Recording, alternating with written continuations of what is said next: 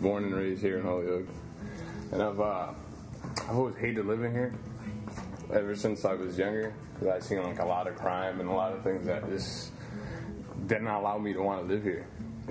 So basically my passion when I was younger was to get the hell out of here as fast as I could. These words come from a social justice story told by a student from Holyoke Community College's Adult Learning Center in Holyoke. He is currently studying to get his GED, or more formally known as his General Education Development Certification. Although this part of his story may not suggest it, something you should know about this student is that today, unlike when he was a child, this student, out of all the people living in Holyoke, is one of the most passionate young activists you'll find and is fully committed to changing and improving his community of Holyoke.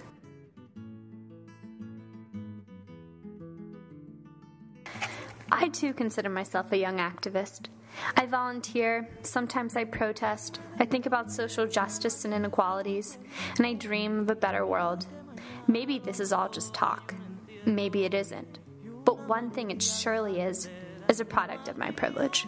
My whole life has offered me options, support, comfort, and safety. Through my previous classes and work in Holyoke, I became very aware that Holyoke's GED students did not share the same privilege that I have. I noticed that, like this student when he was much younger, most people were not proud of being from Holyoke and were also passionate about getting out.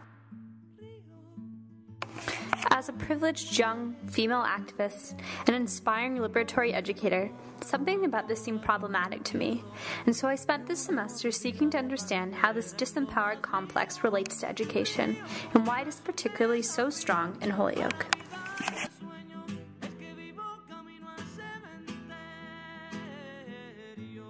A few weeks ago in the GED class that I tutor in, one of the students I work with shared with me a brief history of Holyoke. He told me how in 1847, a salesman from Vermont found the Connecticut River's waterfall on the edge of Holyoke. The student telling me the story paused for a moment and then told me that what this salesman saw was that this river could have power. This potential for power eventually became the Holyoke Dam, a dam that developed a great industry and pride for the city of Holyoke. While the dam is still there today, it no longer provides energy for Holyoke's industries, but it has in many ways left residents of Holyoke, especially its Latino population, questioning the current powers in Holyoke. Over a fourth of Holyoke's residents live under the poverty line, with poverty most prominent among Holyoke's Latino population.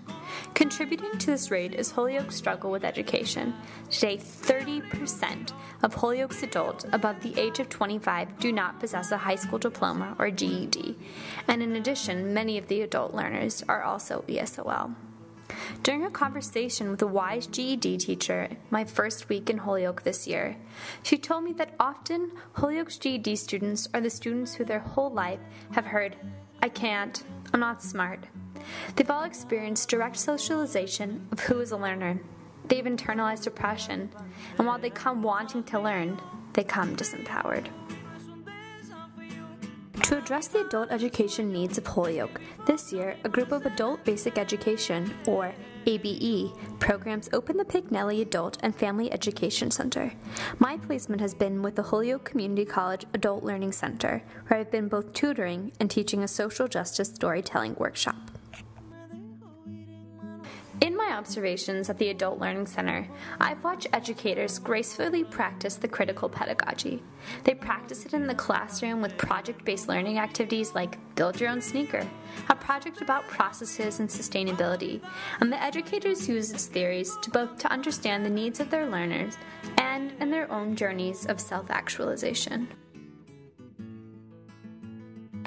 By reflecting on questions of identity, privilege, and voice in education that I previously engaged with in other classes and other community-based learning projects, I began this critical pedagogy in action course wanting particularly to address the idea of internalized oppression and how it has manifested itself in students' feelings of empowerment and agency.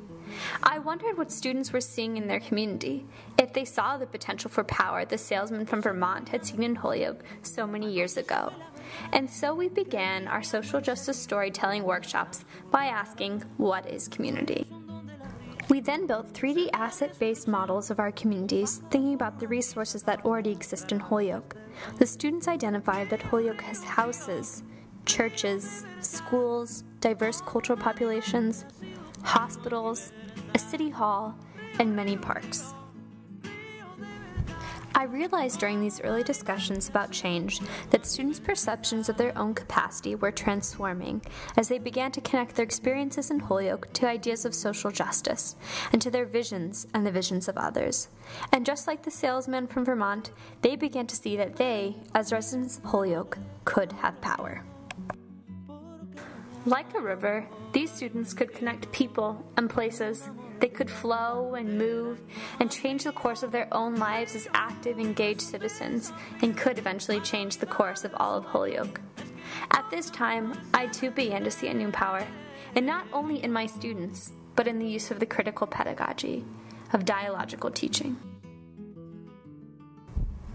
When students had an opportunity to share their experiences in their community and to be visionaries and see themselves as important social actors, a great force was released. For example, in a nearby worn-down park, students proposed building birdhouses, planting flowers, installing kid-friendly water sprinklers in playgrounds, repaired benches, and even an amphitheater and food vendors. Their visions for beautification and change were endless.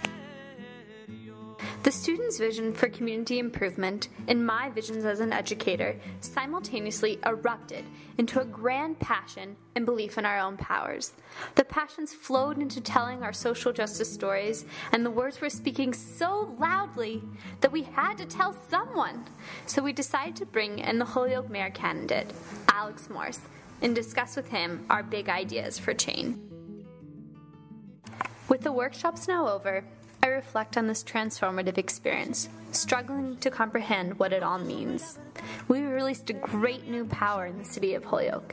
As active citizens, these students and I, we were just waiting for a space for sharing and engagement, and now I can easily say we're ready for action.